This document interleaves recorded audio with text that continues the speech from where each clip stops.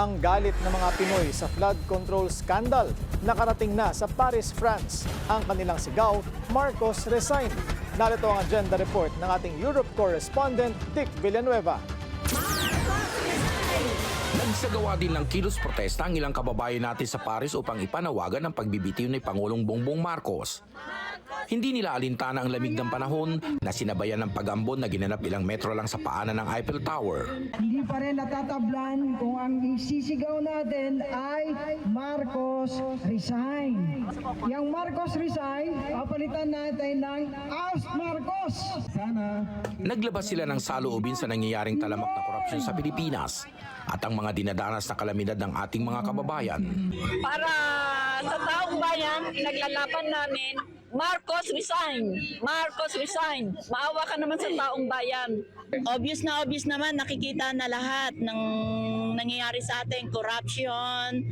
Kung walang Saldico, walang Romualdez, at walang Marcos, sana ay magandang takbo ng ating bansang Pilipinas.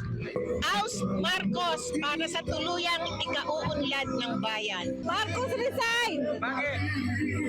Hindi na po niya kayang mamuno. Tingnan na nangyayari sa Pilipinas, yung mali ginagawang tama, yung tama nagiging mali. Una-una, dahil nakita ko yung nangyari sa Cebu na maraming namatay, na isa lang ang dahilan na yan, dahil sa flood control. Kaya kailangan managot ang gobyerno sa ginawa nilang panguburakot. May handog pa sila ng cupcake kay PBBM.